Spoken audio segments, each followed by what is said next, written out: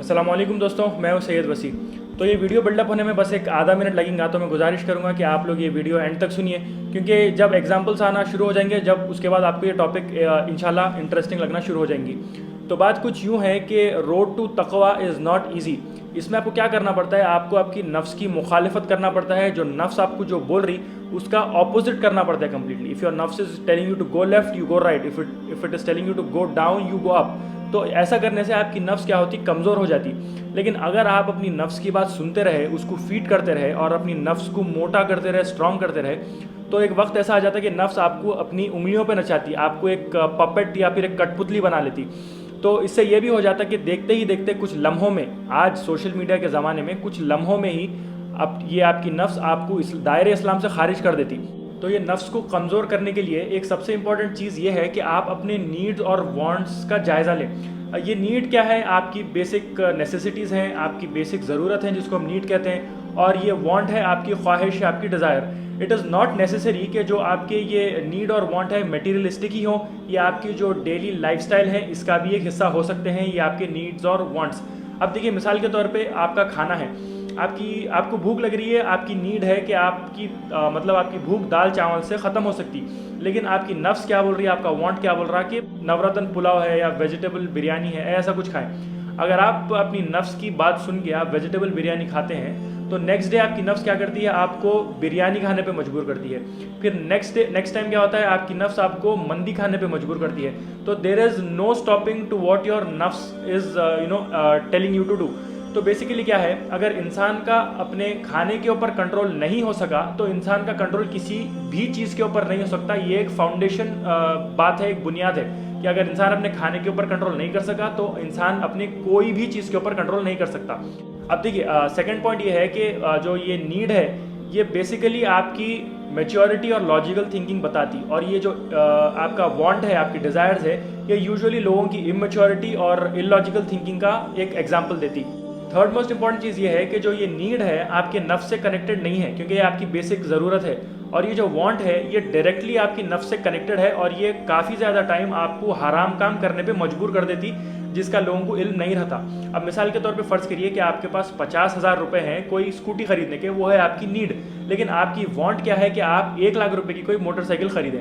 तो आप क्या करते हैं कि वो 50,000 रुपये लेके जाके एज अ डाउन पेमेंट दे देते हैं, एंड देन जो बाकी के 50,000 होते हैं उसका आप फाइनेंस करवा लेते हैं, एज एन EMIs करवा लेते हैं। तो वो 50,000 के EMIs जाके ऑलमोस्ट 60 to 70,000 हो जाते हैं, जो कि कम्प्लीटली हराम है। तो आपकी नीड के ऊपर आप फोकस करने से आप ये हराम काम से बच जा रहे हैं, जबकि वांट के ऊपर फोकस करने से majority of the times you are ending up doing हराम, और ये हराम काम करने से ऑब्वियसली इंसान दायरे इस्लाम से खारिज हो जाता है। तो देखिए, पॉइंट नंबर 4 ये है कि जो इंसान नीड के पीछे जाता है उसके नेचर में एक हम्बलनेस, एक मॉडेस्टी आ जाती है, एक सिंप्लिसिटी, एक सादगी समझिए आप। और वही जो वांट के पीछे जाते हैं लोग, उनके नेचर के अंदर एक प्राउडिशनेस, एक ईगो, एक एटीट्यूड आ जाता है। अब मिसाल के तौर पे फ़र्ज़ करिए कि आपके पास हैं 2,000 रुपये जीन्स खरीदने के लिए, तो वो जो नीड का जो इंसान है वो क्या करता है, 400 या 500 की जीन्स खरीदता है, और बाकी के जो 1,500-1,400 रुपये बच जाते हैं वो उसकी जेब में होते हैं। ये इससे उसका फ़ायदा होता है, वो पैसे वो कहीं और भी इस्तेमाल कर सकता है। और ये जो वांट के पीछे जाते हैं लोग, अब 2,000 की जीन्स वो जाके ब्रांडेड शोरूम से 2,000 की ही जीन्स उठाते हैं। इससे ये होता है कि उनके हाथ में कोई पैसे बचते नहीं हैं, और फिर बाद में नफ्स क्या करता है कि भाई आप 2,000 रुपये की जीन्स तो ऑलरेडी खरीद लिए, अब आगे जाने के बाद आप 3,000 की लीजिए, 5,000 की लीजिए वगैरह, because there is no stopping. अब जो वो नीड वाला इंसान था जो 500 रुपये की जीन्स खरीदा था, अब उसके दिल में ये बात आती है, अरे भाई 500 के बजाय मेरे को ये अगर जीन्स 400 रुपये में या 450 में मिलती तो मेरे कुछ और पैसे बच जाते। नीड और वांट के पीछे भागने से इंसान काफ़ी टाइम पे अपने पैसे बचा भी लेता, और तमाम जितने पैसे उतने पैसे गवा दे के कई तौर पे तो कर्जदार भी हो जाता।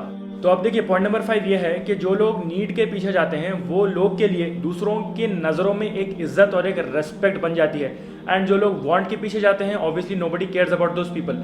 अभी देखिए, इसका क्लासिकल एग्जांपल ये है कि जो इंडिया के फॉर्मर प्रेसिडेंट थे डॉक्टर APJ अब्दुल कलाम, उनके ये दुनिया से जाने के बाद में उनके पोजेशन में से बस 1-2 सफारी सूट, 2-3 शर्ट पैंट, और बैंक में चंद हज़ार रुपये, चंद लाख भी नहीं बोल रहा हूँ मैं आपको, बस चंद हज़ार रुपये मिले थे।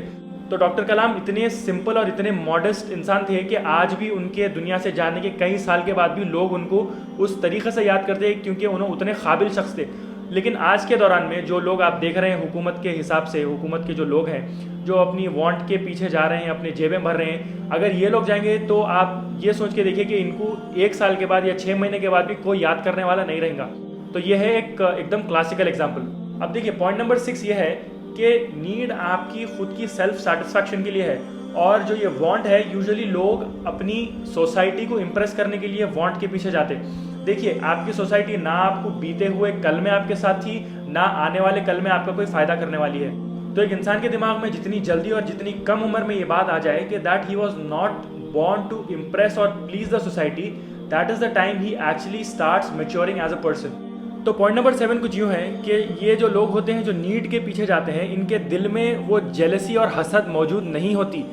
ये जो लोग होते हैं वो दूसरों की खुशी में हमेशा खुश होते हैं और दूसरों के बुरे वक्त में गमज़दा भी होते हैं। और जो लोग वांट के पीछे जाते हैं ये लोग यूजुअली इनके दिल में वो जेलसी और हसद मौजूद होती है। ऐसे लोग दूसरों की खुशी में हमेशा गमज़दा रहते हैं और दूसरों की जो बुराई होती है, दूसरों के साथ जो बुरा वक्त आता है, उनके ऊपर ये लोग खुश होते हैं। तो last but not the least example 8 ये है कि बरोज़ क़यामत एक ग्रुप ऑफ पीपल होंगे जो बिना हिसाब किताब के ही बख्शे जाएंगे, और एक ग्रुप ऐसा होगा जो हिसाब किताब के लिए ठहरा होगा। तो अगर आप नीड के पीछे जाते हैं, अपनी सिर्फ ज़रूरियात पूरी करते हैं, तो ये भी मुमकिन है कि आपके साथ सवाल जवाब कम हो। और जो लोग वांट के पीछे जाते हैं तो वो लोग के साथ ऐसा भी हो सकता है कि just because of their desire that they fulfilled in this दुनिया, तो वो लोग अपनी इसराफ का हिसाब दें वांट की वजह से, और जो वांट की वजह से जो हराम काम किए उसका भी हिसाब दें। तो ये भी एक पॉसिबिलिटी है। तो अगर आपको एक बेहतर इंसान बनना है, not just for the society but for your own self, तो ये नीड और वांट के बीच में जो फ़र्क है उसके ऊपर थोड़ा गौर करिए। तो आपके सामने मैं अब ऑलमोस्ट 7-8 एग्जाम्पल्स रखा। अगर आपको ये लगता है कि और एग्जाम्पल्स इसमें ऐड हो सकते हैं तो प्लीज़ कमेंट्स में लिख दीजिए। मैं इंशाल्लाह इसके नेक्स्ट पार्ट में वो एग्जाम्पल्स इंक्लूड करने की कोशिश करूँगा। तो ये वीडियो को लाइक शेयर करना मत भूलिए और यूट्यूब के चैनल पर सब्सक्राइब कर लीजिए। इंशाल्लाह आप लोग के लिए और इंटरेस्टिंग कंटेंट और मैं बनाने वाला हूँ। तो इजाज़त दीजिए, इंशाल्लाह ताला आप लोग से फिर मुलाकात होगी। मैं हूँ आपका दोस्त सैयद वसी। आज के लिए बस इतना ही। अस्सलाम वालेकुम वरहमतुल्लाहि वबरकातुहू।